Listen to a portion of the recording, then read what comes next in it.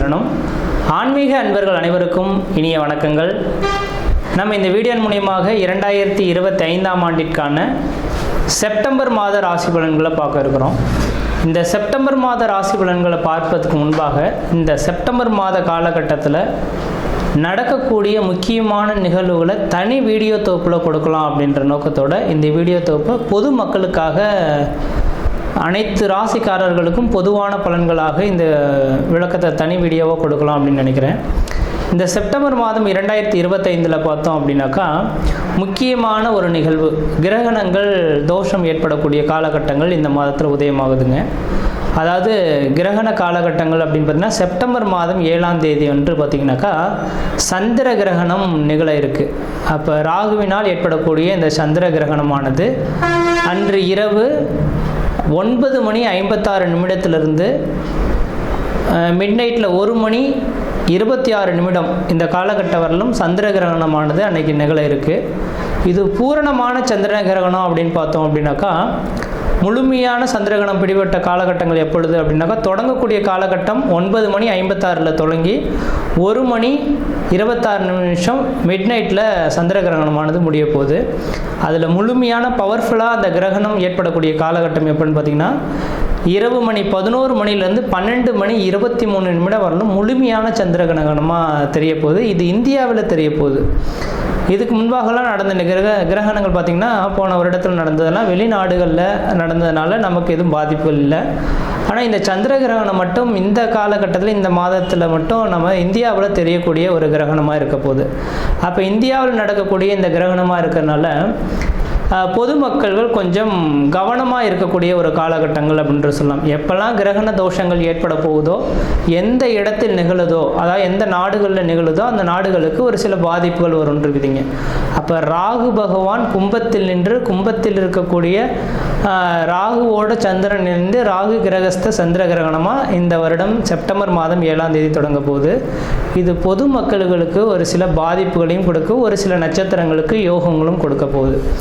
அதில் முக்கியமாக பார்த்திங்கன்னா கர்ப்பிணி பெண்கள், இந்த கர்ப்பிணி பெண்கள் இந்த நேர காலகட்டத்தில் கண்டிப்பாக வீட்டை விட்டு வெளியே வராமல் இருக்கிறது நல்லாயிருக்கும். சந்திர கிரகணம் இரவு நேரத்தில் நடைபெறதுனால பெரிய லெவலில் பாதிப்புகள் இருக்காது மக்களுக்கு. ஏன்னா அந்த நேரத்தில் மக்கள் அனைவருமே வீட்டு உள்ளதாக இருக்கும். முக்கியமாக இந்த நேரத்தில் கர்ப்பிணி பெண்கள் மிக மிக மிக கவனமாக இருக்கக்கூடிய காலகட்டங்கள். இந்த கிரகண தோஷங்களில் கொஞ்சம் வெளியில் வந்து சுற்றி உலாவணும், அந்த கிரகணத்தை பார்க்கணும் அப்படின்ற மாதிரி கர்ப்பிணி பெண்கள் மட்டும் நினைக்கிறாங்க அப்படின்னாக்கா அதோட கதிர்வீச்சு அதிகமாக இருக்கிறதுனால பிறக்கக்கூடிய குழந்தைகளுக்கு ஒரு சில பாதிப்புகளை கொடுக்கலாம். அதனால் அந்த கர்ப்பிணி பெண்களுக்காகவே இந்த வீடியோ கொடுக்கணுன்ற நோக்கத்தோடு நான் இந்த வீடியோவை தொகுப்பை கொடுக்குறேன். அப்போ அந்த கர்ப்பிணி பெண்கள் தெளிவாக சொல்ல விரும்புகிறேங்க, அன்று பகல் அந்த கிரகண தோஷங்கள் ஏற்படுவதற்கு முன்பாக, அதாவது 10 மணிக்கு 9 மணி 56 நிமிடத்துக்கு தொடங்க இருக்குது, 10 மணிக்கு தொடங்குறதாவே எடுத்துங்களேன். அப்போ அதிலிருந்து 4 மணி நேர காலகட்டங்கள் முன்பாகவே உணவை எடுத்துக்கொள்கிறதா சிறப்பை தரும். அப்போ அந்த நேரத்தில் மட்டும் கொஞ்சம் முடிஞ்ச அளவுக்கு பார்த்துக்குங்க. தண்ணி வந்து அருந்தலாம், அந்த தண்ணியில் தர்பை புல் போட்டுட்டு நீங்கள் வச்சுக்கிறது நல்லாயிருக்கும். அதாவது சொல்லப்போனால் அன்று சாயந்தரம் சூரியன் அஸ்தமனம் ஆகிறதுக்கு முன்பாகவே அந்த கர்ப்பிணி பெண்கள் மற்ற எல்லாருமே உணவை வந்து அருந்திடுறது சிறப்பாக இருக்கும். அதுக்கு 6 மணிக்கு பிறகு பார்த்தீங்க அப்படின்னாக்கா உணவு சாப்பிடக்கூடாது. அப்போ சாப்பிட்டோம் அப்படின்னாக்கா செரிமான பிரச்சனைகள் ஏற்படலாம். இது சந்திரனால் ஏற்படுறதுனால உணவு சம்மந்தப்பட்ட உணவினால தான் பாதிப்புகள் அதிகமாக வரதுக்கு வாய்ப்புகள் இருக்குது. அதனால் 6 மணிக்கு பிறகு எந்த ஒரு உணவுப் பொருட்களும் நீங்கள் எடுத்துக்கொள்ளக்கூடாது.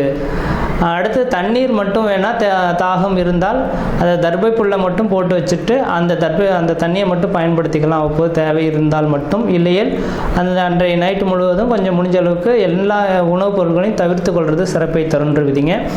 வெளியில் வந்து சுற்றி உலாவறதை கொஞ்சம் குறைச்சி கொள்வது சிறப்பை தரும்.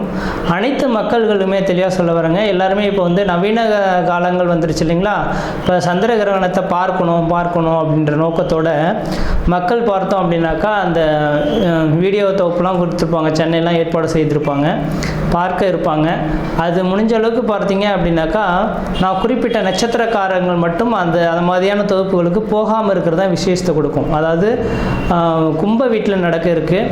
இந்த கும்ப வீட்டில் இருக்கக்கூடிய சதயம், பூரட்டாதி, உத்திரட்டாதி சதயம், பூரட்டாதி, உத்திரட்டாதி இந்த 3 நட்சத்திரக்காரர்களும், புனர்பூசம், விஷாகம் மொத்தம் இந்த 5 நட்சத்திரக்காரர்களும் கம்பல்சரி வெளியில் வராமல் இருந்துக்குங்க. கர்ப்பிணி பெண்கள் எப்படி இருக்கணுமோ அதே போல் சதயம், பூரட்டாதி, உத்திரட்டாதி, புனர்பூசம், விஷாகம் இந்த 5 நட்சத்திரக்காரர்களும் கர்ப்பிணி பெண்களும் அந்த நேர காலகட்டத்தில் வெளியில் வராமல் இருக்கிறது தான் சிறப்பை தரும். அவர்களுக்கு முழுமையான அந்த ஏன்னா அதோட அவங்களோட 1-5-9 அதோட கனெக்டிவிட்டியில் தான் இந்த ராகு கிரகஸ்த சந்திர கிரகணமானது தொடங்க இருக்குது. அதனால் இந்த நபர்களுக்கு மட்டும் பாதிப்புகள் அதிகமாக இருக்கும். இவர்கள் வெளியில் வராமல் இருக்கிறது விசேஷத்தை கொடுக்கும். மற்ற நபர்கள் வெளியில் போகலாம்.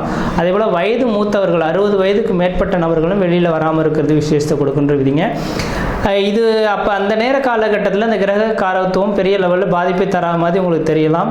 அந்த கிரகண தோஷங்கள் ஏற்பட்டு அடுத்த 40 நாட்களுக்கு பிறகு தான் அதோட பாதிப்புகள் கொஞ்சம் அதிகரிக்கிறத பார்க்க முடியும்.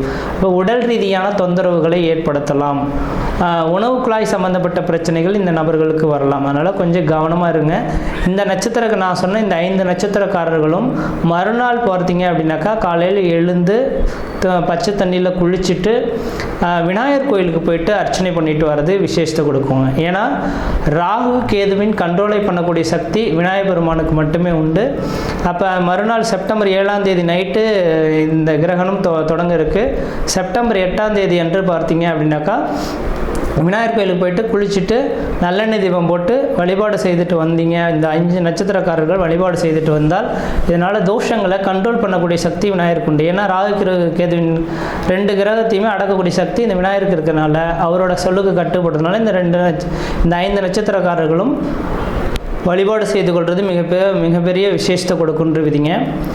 அதே வேளையில் மற்ற ராசிக்காரர்கள் பெரிய லெவலில் பாதிப்புல எதுவும் தடாதுன்றவிதிங்க. அது இந்த கிரகணம் தொடங்கிடுச்சு அப்படின்னாவே அடுத்த அந்த இப்போ ஒவ்வொரு கிரகணமும் பார்த்தீங்கன்னாக்கா லாஸ்ட் இயர்லாம் 2-3 கிரகணங்கள் தொடங்கினது. ஆனால் இந்தியாவில் தெரியலை, அதனால் நமக்கு பாதிப்பு இல்லை.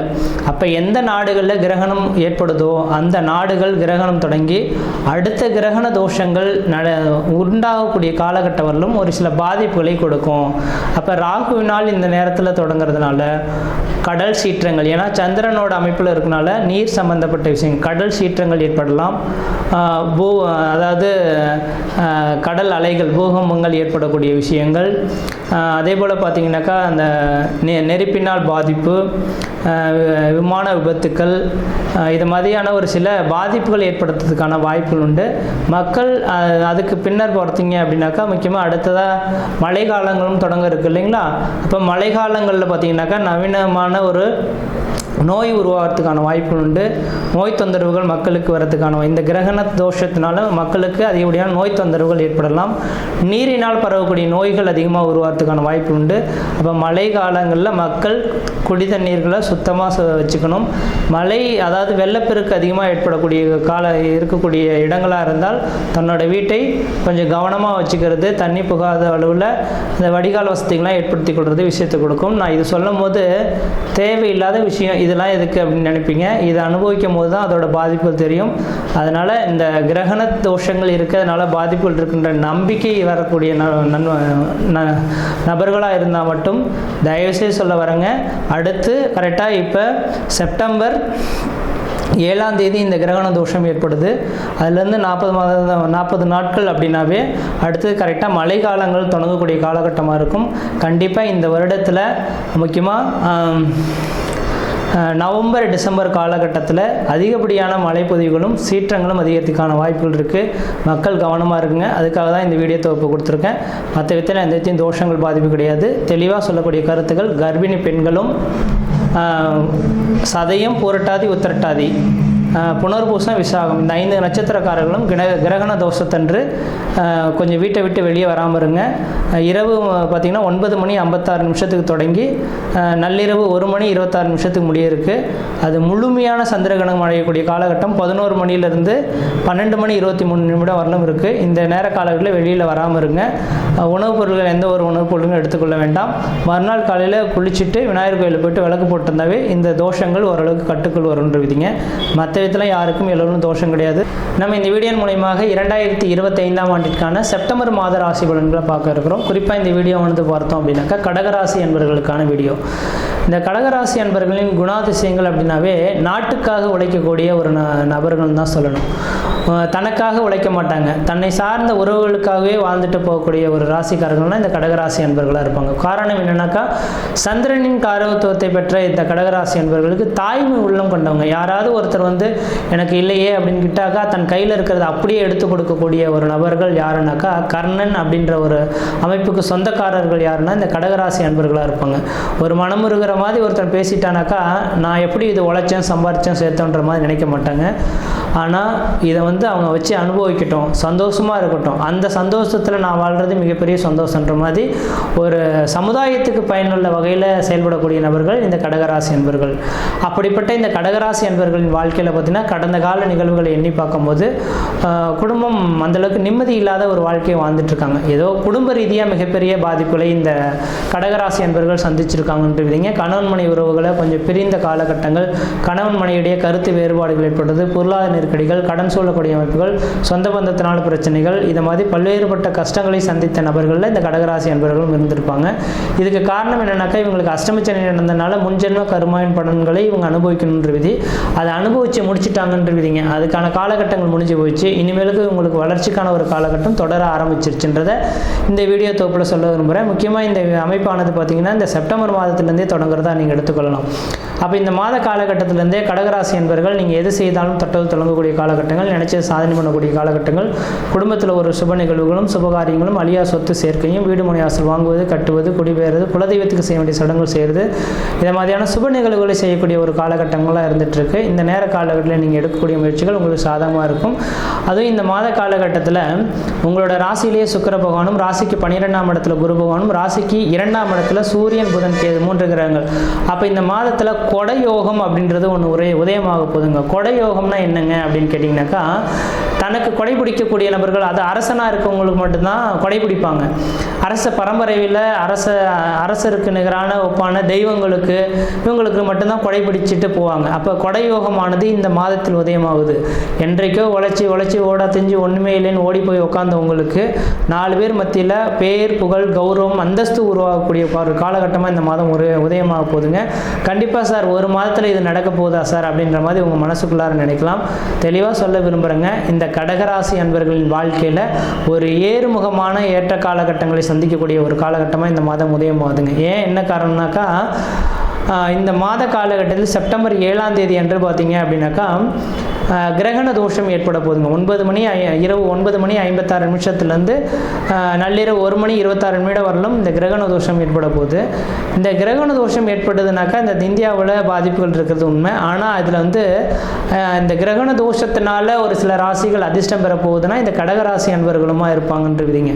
ஏன்னா இந்த கிரகண தோஷம் ஏற்படக்கூடிய காலகட்டத்தில் 6, 8, 12 அந்த கிரகங்களுக்கு 6, 8, 12 இருக்கக்கூடிய கிரகங்கள் வலிமை பெற்றதாக மாறிடுன்றீங்க. அப்போ ராகுவினால இந்த கிரகண தோஷம் ஏற்பட்டதுனால ராகு நின்ற இடத்துக்கு 6ஆம் இடத்துலையும், கேது நின்ற இடத்துக்கு 12ஆம் இடத்துலையும் இந்த ராசி உங்களோட ராசி உதயமாகனால இந்த கடகராசி அன்பர்களுக்கு ஒரு அதிர்ஷ்ட காத்துகள் ஏற்பட போகுது. அரசாங்கத்தினால ஆதாயங்கள் பெற போறீங்க. வெகு நாட்களாக ஒரு வேலைக்காக காத்திருக்கீங்க, அந்த வேலை கிடைக்கலன்னா இந்த நேர காலத்தில் கிடைக்கிறதுக்கான வாய்ப்பு உண்டு. அந்த இடம் டக்குன்னு ஒரு இடத்துல விட்டுட்டு வேணாம் அப்படின்னு விட்டுட்டு வெளியே போயிடுவாங்க. டக்குன்னு உங்களை ப்ரொமோஷனில் தூக்கி போட்டுருவாங்க. முக்கியமாக அரசு உத்தியோகத்தில் இருக்கக்கூடிய நபர்களுக்கு உங்களுக்கு ப்ரொமோஷன் கிடைக்கிறதுக்கான வாய்ப்புகள், அரசு உத்தியோகத்துக்காக காத்திருக்கக்கூடிய நபர்களுக்கு திடீர்னு வேலைவாய்ப்பு பெறக்கூடிய காலகட்டங்கள், அது முக்கியமாக அரசியல் தலைவர்களாக இருந்துட்டுருக்கீங்கன்னாக்கா முக்கிய பொறுப்புகளில் இருக்கக்கூடிய நபர்கள் அந்த இடத்த விட்டுட்டு போயிடலாம். அந்த துறைக்கு பார்த்தீங்கன்னா உங்களை நியமிக்கப்படுறதுக்கான ஒரு வாய்ப்புகளாக இந்த மாத காலகட்டம் இருக்க போகுது.